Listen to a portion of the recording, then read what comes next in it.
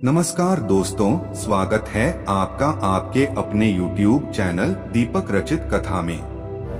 हर हर महादेव। देखिए, अगर आपके किसी भी कार्य में रुकावटें आ रही हों, चाहे आपके विवाह में रुकावट आ रही हो, या फिर आपकी नौकरी में रुकावट आ रही हो, या फिर आपके व्यापार में रुकावट आ रही हो, या फिर आप अपना कोई भी कार्य कर रहे हो तो उसमें अड़चने आ जाती है, रुकावट आ जाती है, आप उस कार्य में सफलता नहीं प्राप्त कर पा रहे हैं। आप मेहनत तो बहुत करते हैं, प्रयत्न बहुत करते हैं, लेकिन आप उस कार्य में सफल नहीं हो पा रहे हैं, या फिर आपके घर में, या फिर आप स्वयं किसी रोग से परेशान हैं, किसी बीमारी से परेशान हैं, डॉक्टरों को लगातार दिखा दिखाकर, दामाद लगातार खा खाकर आप परेशान हो चुके हैं, लेकिन आपकी रोग में, आपकी बीमारी में आराम नहीं मिला है। तो पूज्य गुरुजी के अनुसार आपको इस कार्तिक माह में पड़ने वाले मंगलवार और शनिवार के दिन सिर्फ शहद से कुछ ऐसे विशेष उपाय करने हैं जो आपके जीवन में चल रही इन सारी समस्याओं को समाप्त करने के लिए बहुत ही खास होने वाले हैं।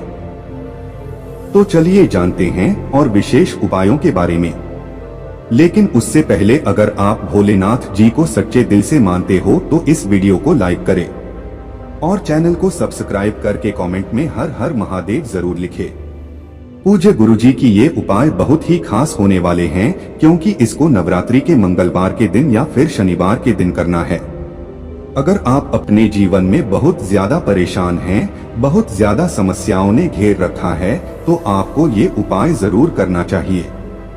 इस वीडियो में हम लोग पूज्य जी द्वारा बताए गए 2-3 बहुत ही खास उपायों के बारे में जानेंगे। इनमें से जो भी उपाय आपकी समस्या के लिए हो पाया, आप कर सकते हैं। चलिए जानते हैं गुरु जी द्वारा बताए गए पहले खास उपाय के बारे में। देखिए, इस उपाय के लिए आपको ले लेना है 1 लोटा जल। लोटा आप सिर्फ तांबे का लीजिएगा और इसमें जल आप अपने किचन से ही लीजिएगा।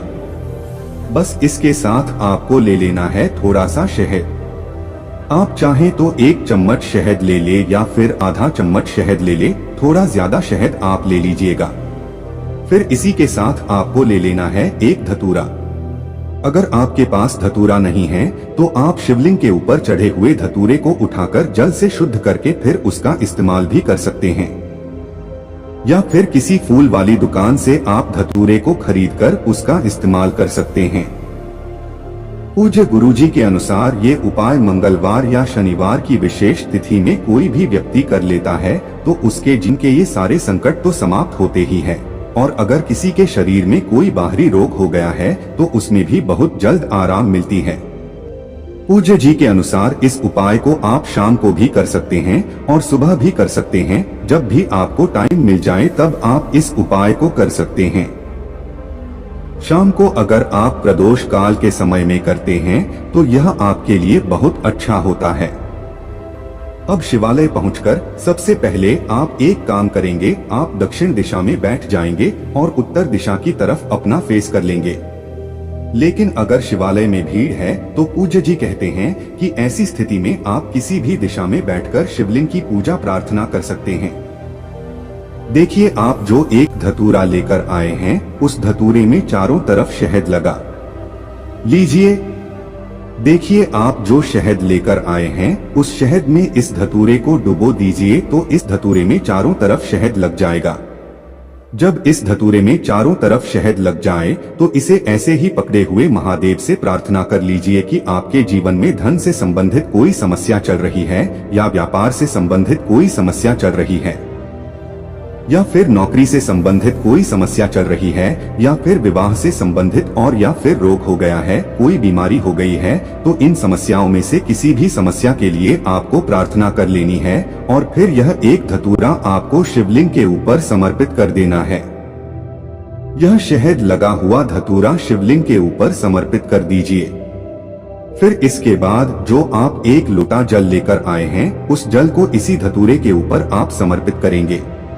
देखें, ये जो धतूरा में शिवलिंग के ऊपर रखा है, इसी के ऊपर अब धीरे धीरे यह जल समर्पित करते जाएंगे और लगातार शिव महापुराण के मूल मंत्र श्री शिवाय नमस्तुभ्यम या फिर ओम नमः शिवाय, इन दोनों में से किसी भी एक मंत्र का जाप कर लेंगे।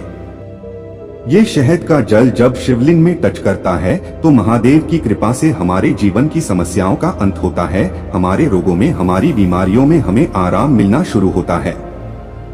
अगर किसी काम में अड़चन आ रही है, रुकावट आ रही है, तो उसमें हमें सफलता मिलती है और हमें अपने व्यापार में, नौकरी में तरक्की मिलती है।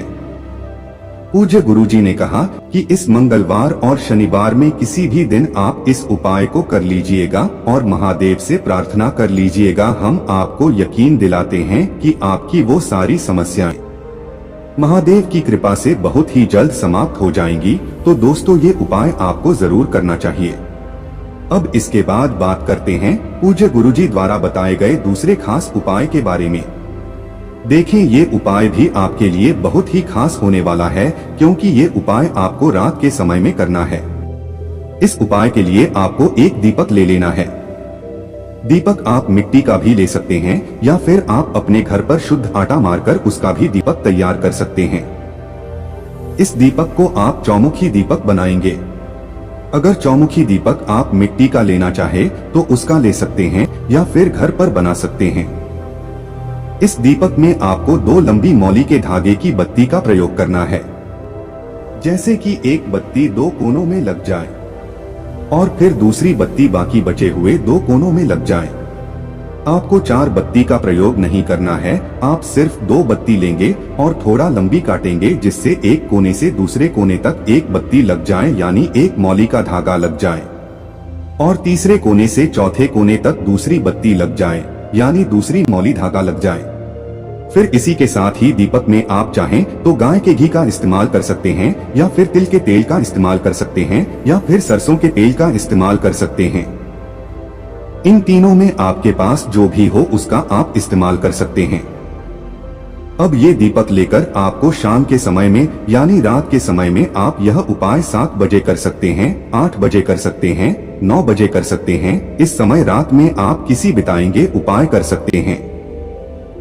आप ये दीपक लेकर आप किसी भी हनुमान जी के मंदिर पहुंच जाएंगे। आपको ध्यान रखना है कि आप उसी हनुमान जी के मंदिर में जाएंगे जहां पर हनुमान जी के मंदिर में चोला समर्पित होता हो, उन्हें वंदन लगाया जाता हो, उसी हनुमान मंदिर आपको जाना है।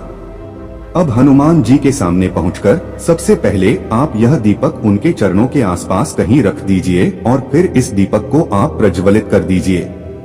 प्रज्वलित करने के बाद वहीं आप बैठकर श्री राम या फिर जय सिया राम या फिर सीता राम किसी भी प्रकार से आप श्री हनुमान जी के सामने प्रभु श्री राम का गुणगान कर लीजिए।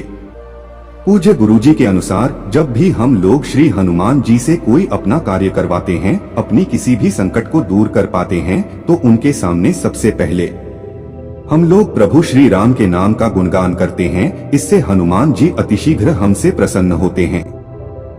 इसलिए आप 1 मिनट या 2 मिनट प्रभु श्री राम के नाम का स्मरण जरूर करिएगा। अब दीपक प्रज्वलित हो गया, इसके बाद आपको 2 लौंग भी रखनी है। आप अपने घर से पहले से ही 2 लौंग ले आइएगा। लौंग आप जो भी लेंगे वो फूल वाली होनी चाहिए, लौंग खंडित नहीं होनी चाहिए, पूर्ण होनी चाहिए।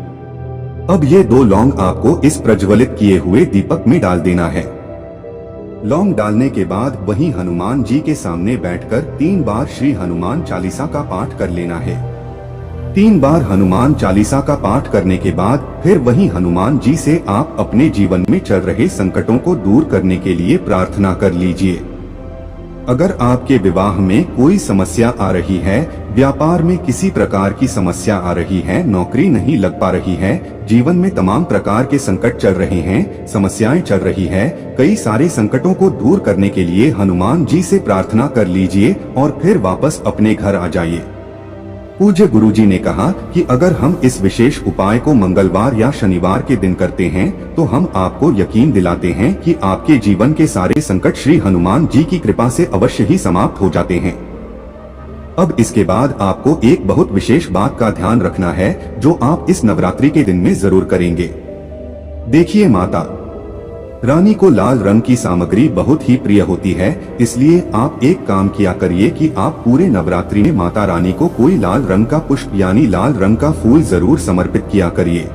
अगर कमल का नहीं है तो फिर आप लाल रंग के गुलाब का इस्तेमाल कर सकते हैं। अगर आप पूरे नवरात्र नहीं कर सकते हैं तो के लिए 5 दिन कर लीजिए। अगर 5 दिन भी नहीं कर सकते हैं तो आप कम से कम 1 दिन तो जरूर माता रानी को गुलाब के पुष्प अर्पित जरूर करिएगा। पूज्य गुरु जी कहते हैं, माता रानी में जब भी हम कुमकुम लगाते हैं, रोली लगाते हैं, तो इससे माता रानी बहुत ही प्रसन्न होते हैं। जब उनके सामने हम लोग कोई लाल रंग का भोग लगाते हैं, यानी लाल रंग की कोई मिठाई समर्पित करते हैं या फिर लाल रंग का कोई फल समर्पित करते हैं, तो इससे माता रानी अति शीघ्र प्रसन्न होती हैं। और या फिर हम लोग लाल रंग देता कोई वस्त्र माता रानी के लिए लाते हैं या फिर लाल रंग का कोई फूल माता रानी को समर्पित करते हैं, तो इससे माता रानी बहुत ही प्रसन्न होती हैं। इसलिए आपको नवरात्रि में यह कार्य जरूर करना है कि आप कुछ भी लाल रंग का माता रानी के लिए जरूर लाइए। इसी के साथ आपको ध्यान रखना है कि आपके घर के आसपास जो कन्याएं रहती हैं, वह साक्षात माता रानी का ही स्वरूप मानी जाती है, क्योंकि माता रानी इन नवरात्रि के दिनों में पृथ्वी लोक में ही रहती हैं।